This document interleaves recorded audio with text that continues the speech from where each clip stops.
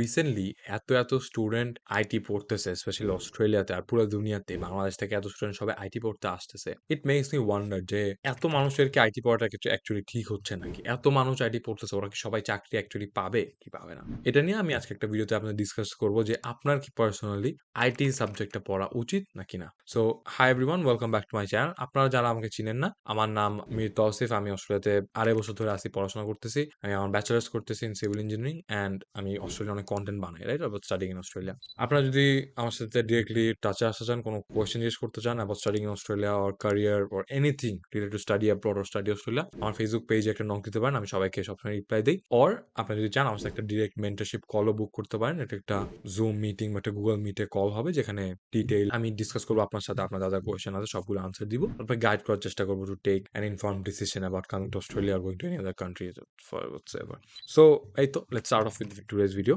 আমি যে কত মানুষ চিনি যারা অস্ট্রেলিয়া আসতে খালি আইটি পড়ে, যাকে আমি জিজ্ঞেস করি আইটি, অ্যাট দিস পয়েন্ট আমার কাউকে জিজ্ঞেস করা লাগে না তুমি কি পড়ছো, আমি জানি আইটি পড়বে। বাট অ্যাকচুয়ালি কি আইটিতে এত বেশি চাকরি অস্ট্রেলিয়াতে আর পুরো দুনিয়াতে সবার কি এত বেশি আইটি পড়া উচিত? আপনার কি আইটি পড়া উচিত? এত মানুষ আইটি পড়তেছে, ওরা কি একটা ঠিক ডিসিশন নিচ্ছে? এটা নিয়ে আমি একটু কিছু কথা বলবো আজকে ভিডিওতে। দেখেন, আমরা সবাই জানি যে আইটির একটা হিউজ বুম হচ্ছে, টেকনোলজিক্যাল বুম হচ্ছে। রিসেন্টলি যত কোম্পানি, দুনিয়ার টপ 500 কোম্পানির মধ্যে বেশিরভাগ কোম্পানি আইটি। টপ রিচেস্ট যত কোম্পানি বেশিরভাগ আইটি কোম্পানি বা টেক কোম্পানিজ। দেয়ারফর মানুষ পাগলের মতো আইটি পড়তেছে, অনেক আইটি জবস বাড়তেছে। হাউএভার আমি এই জিনিসটা সবাইকে এখন বলতে চাই যে আইটি পড়াটা ডাজন্ট নেসেসারিলি গ্যারান্টি যে আপনার একটা ভালো ফিউচার হবে, আপনার ভালো চাকরি পাবেন, ঠিক আছে? অ্যান্ড আইটিতে যে অনেক জব অপরচুনিটি, এটা ট্রু। বাট আপনি একজন চিন্তা করে দেখছেন যে আইটিতে ওই জবগুলির পিছিয়ে কয়টা ক্যান্ডিডেট চাইতেছে, কয়টা ক্যান্ডিডেট অ্যাপ্লাই করতেছে? স্পেশালি আমি যদি অস্ট্রেলিয়ার কনটেক্সটে বলি, হ্যাঁ অনেক জবস আইটি, রাইট? আইটি যত বড় কোম্পানি, গুগল, অ্যামাজন, এদের সবার অফিসেস আছে এখানে। বাট সবাই মানে যত ইন্ডিয়ান স্টুডেন্ট পড়তে, যত বাঙালি স্টুডেন্ট, যত ইন্ডিয়ান নেপালি যত স্টুডেন্ট পড়তে, সবাই কিন্তু এইসব চাকরিতে ঢুকতেছে না, সবাই কিন্তু চাকরি পাচ্ছে না।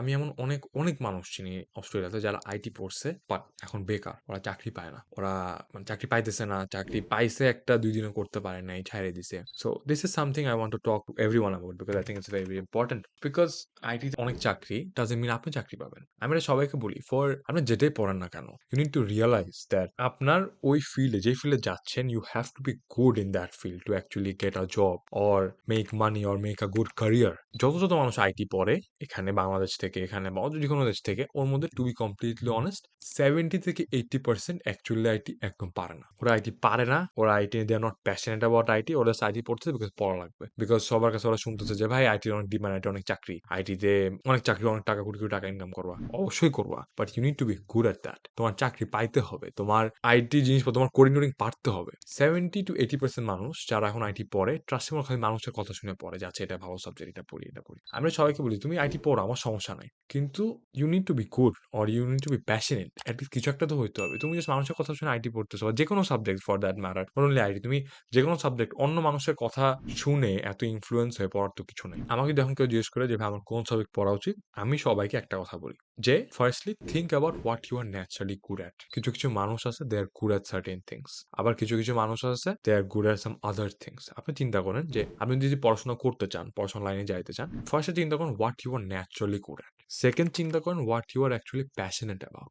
আমার মনে হয় what you are naturally good at is suppose to be your priority then what you are passionate about. এখন অনেকেই বলে follow your passion, just follow your passion, it will happen. অবশ্যই ঠিক আছে, you should follow your passion. However you need to realize that অনেক মানুষ অনেক কিছু নিয়ে প্যাশনেট হয়ে থাকে যেগুলো নিয়ে অ্যাকচুয়ালি একটা ভালো ক্যারিয়ার দাঁড় করানো পসিবল না, বাট একটা ভালো টাকা ইনকাম করা পসিবল না। যেমন ধরেন লেটস সে আপনার প্যাশন, অনেকে যেমন প্যাশন থাকে না যে কাপড় সেলাই করা। এখন কাপড় সেলাই করে একটা ভালো ক্যারিয়ার দাঁড়া করানো বা টাকা অনেক বেশি ইনকাম করা কিন্তু টাফ। আমি বলছি না ইম্পসিবল, আমি প্রিটি শিওর অনেকে করছে, বাট অনেক কম মানুষ করছে। আপনি চিন্তা করেন যারা কাপড় সেলাই করে প্যাশনেট, তারা কি ইন জেনারেল বেশি টাকা ইনকাম করবে, নাকি লেটস সে যারা মেডিকেল সাইড নিয়ে বা আইটি নিয়ে বা ইঞ্জিনিয়ারিং নিয়ে প্যাশনেট, তারা বেশি ইনকাম করবে? ইন জেনারেল যারা আইটি ইঞ্জিনিয়ারিং এসব নিয়ে প্যাশনেট, ওদেরই করার কথা। হ্যাঁ, কিছু আউটলায়ার্স থাকবে যারা কাপড় সেলাই করে কোটি কোটি টাকা ইনকাম করছে, বাট ওটা outliers, but exceptions cannot be an example, right? So আমি সবাইকে বলি যে দেখো what you naturally good at, তারপর দেখো are you passionate about that. আচ্ছা আমি এই জিনিসটা অনেক ভালো, আর তুমি কোন জিনিস নিয়ে প্যাশনেট নাকি, তাহলে ডেফিনেটলি গো ফর দ্যাট। এখন অনেক মানুষ থাকে যে ওদের প্যাশন বা what they are good at ওরা ডিসকভারি করতে পারে না। এর জন্য ওরা জাস্ট আইটি পড়তে চলে যায়। আমার সাজেশন এটাই যে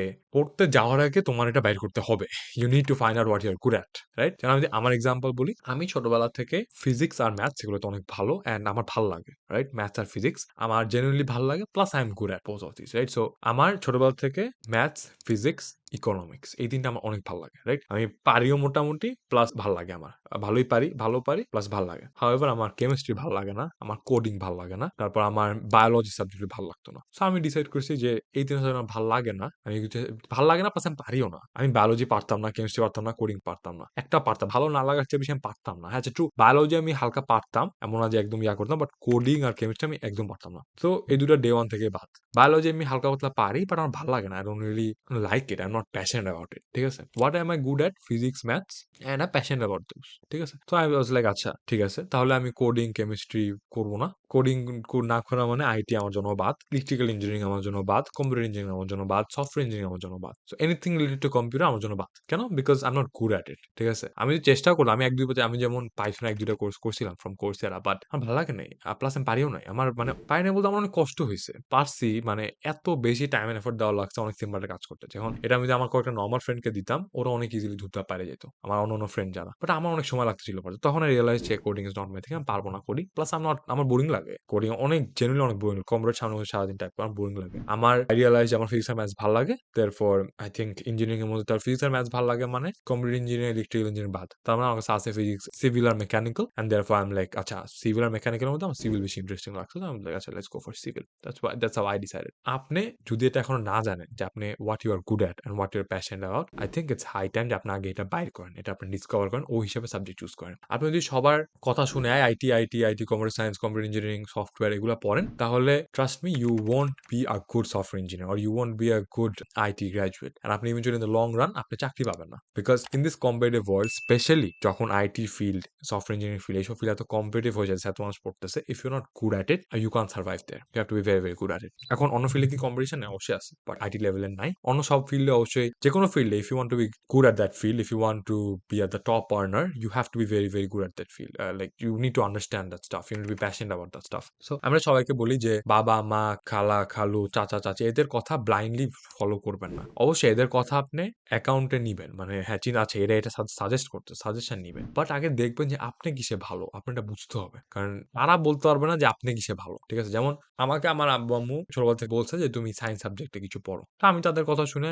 আমি মাথায় নিছি যে হ্যাঁ, আচ্ছা তারা এটা বলতেছে। ভালোর জন্য, অবশ্যই আমার ভালোর জন্য বলছে। আমার বাবা-মা সবসময় আপনার ভালো চায়, আমার বাবা-মা আমার ভালোই চায়। এজন্য আমাকে বলছে তুমি সায়েন্স সাবজেক্টে পড়ো। আচ্ছা ঠিক আছে, আমি পড়ছি। তারপর আমি যখন পড়তেছিলাম আমি আমি রিয়ালাইজ করছি যে আচ্ছা আমি তো ভালোই সায়েন্স সাবজেক্টে। সো এত তো প্যারা নেই আমার পড়তে। আব্বু-আম্মু বলতেছে এটা পড়া ভালো। প্লাস আমিও আহামরি খারাপ না। আমি সায়েন্স পারি। ঠিক আছে? I am good at science. তো I was good with science and economics as well. আমি ইকোনমিক্সেও ভালো। আমি সায়েন্সেও ভালো। বাট আব্বু-আম্মু বলছে যে তুমি সায়েন্সের দিকে যাও, বেটার হবে। ফিজিক্স, ম্যাথস এগুলি নাও, ভাই বেটার হবে। তো আই ওয়াজ লাইক আচ্ছা ঠিক আছে, আমি নেই। ঠিক আছে? এরপর আমার আব্বু আমার এ লেভেলস এর সময় আমাকে বলছে তুমি কেমিস্ট্রি নাও। হ্যাঁ, কেমিস্ট্রি সাবজেক্টটা তুমি নাও। ভালো হবে। তুমি কেমিস্ট্রি দিয়ে কিছু করতে পারবা। বাট আমি তখন ওটা মাথায় নিছি অবশ্যই। আমি আব্বুর কথা শুনছি। আমি বুঝছি আব্বু কি বলতেছে। বাট আই রিয়ালাইজ যে আমি কেমিস্ট্রিতে ভালো না। আমি কেমিস্ট্রি একদমই পারি না। লাইক অনেক উইক আমি কেমিস্ট্রিতে। Second, I am not passionate about it as well. আমার ভালো লাগতেছে না। আমার অনেক ফালতু লাগে কেমিস্ট্রি। আমি নিব না। তো পরে আমি আর নেই। আব্বু আমাকে অনেক বলছে তুমি কেমিস্ট্রি নাও, আমি নেই। আমি আব্বুকে বুঝাইছি যে দেখো আমি পারি না। আমি খামাখা নিয়ে ফেল করার চেয়ে না নেওয়া তো আরো ভালো। তো আমি নেই কেমিস্ট্রি লেভেলসে। The same goes with electrical engineering as well. আমার আব্বু আমাকে অনেক বলছিল যে তুমি ইলেকট্রিক্যাল পড়ো। তুমি সিভিল পড়ো না, ইলেকট্রিক্যাল পড়ো, ইলেকট্রিক্যালের ডিমান্ড বেশি। Which is true. সিভিলের চেয়ে কিন্তু ইলেকট্রিক্যালের ডিমান্ড বা জবস বেশি। বাট আমি পারি না ইলেকট্রিক্যাল। আমি কি করব? আমি অনেক চেষ্টা করি, আমি তাও পারি না। আমি ইঞ্জিনিয়ারিং পড়তে সিভিল, আমাদের ফার্স্ট ইয়ারে একটা ইলেকট্রিক্যাল কোর্স ছিল। I had a very hard time with that course. আমি অনেক স্ট্রাগল করছি। অনেক কষ্ট হয়েছে আমার ওই কোর্সটা অ্যাকচুয়ালি পাস করতে। কোর্স আমাদের ইউনিট ছিল। আমাদের অস্ট্রেলিয়া ইউনিট বলে।